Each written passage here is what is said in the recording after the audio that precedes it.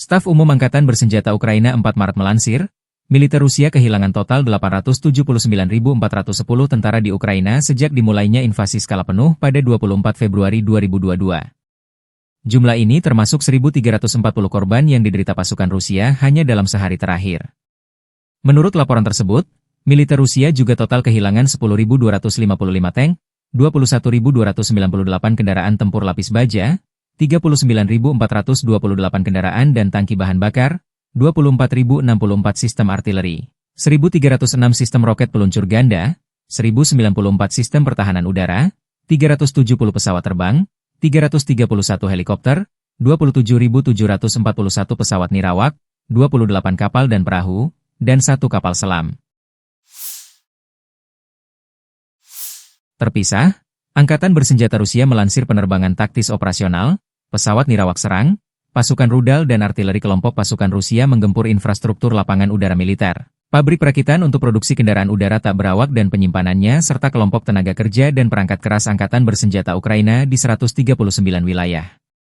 Sistem pertahanan udara menembak jatuh 2 proyektil HIMARS MLRS buatan Amerika Serikat dan 88 kendaraan udara tak berawak jenis pesawat terbang. Secara total, sejak dimulainya operasi militer khusus, Angkatan Bersenjata Ukraina total kehilangan 656 pesawat, 283 helikopter, 45.174 kendaraan udara tak berawak, 600 sistem rudal anti pesawat, 21.966 tank dan kendaraan tempur lapis baja lainnya.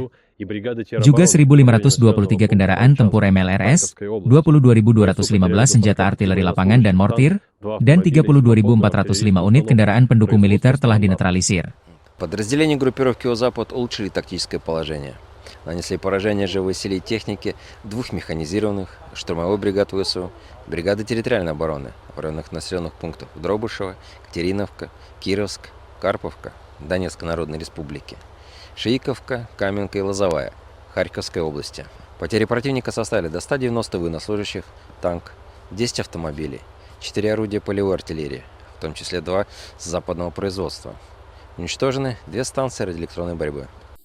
Подразделения южной группировки войск заняли более выгодные рубежи и позиции. Нанесли поражение формированием 3 механизированных, аэромобильной и 2 мотопехотных бригад ВСУ в районах Клебан-Бык, Дылеевки, Шевченко, Плещеевки, Северска, Часова Яра, Константиновки, Серебрянки и Краматорска. Потери ВСУ составили до 205 военнослужащих, 2 пикапа и 155 миллиметровая гаубица М777.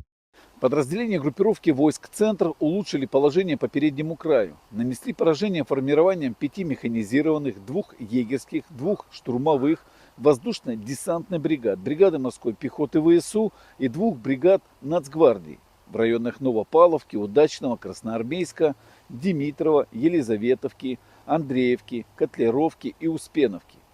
Противник потерял до 605 военнослужащих, танк, 4 боевые бронированные машины, в том числе бронетранспортер М113, бронемашину МАКС-ПРО, 3 автомобиля. Уничтожены 4 артиллерийских орудия.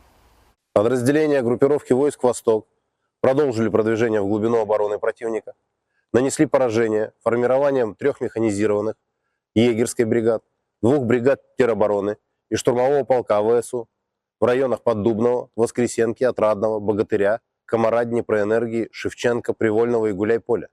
Потери противника составили до 200 военнослужащих, танк, 3 боевые бронированные машины, 7 автомобилей и 4 орудия полевой артиллерии, в том числе самоходная артиллерийская установка «Краб». Подразделения группировки войск Днепр нанесли поражение живой силе и технике, механизированной, горно-штурмовой бригад, 2 бригад береговой обороны и 2 бригад территориальной обороны ВСУ в районах населенных пунктов Малые Щербаки, Михайловка и Садовая. ВСУ потеряли до 70 военнослужащих, танк, 4 автомобиля, артиллерийское орудие и станцию радиоэлектронной борьбы. Download Tribun X sekarang, menghadirkan lokal menjadi Indonesia.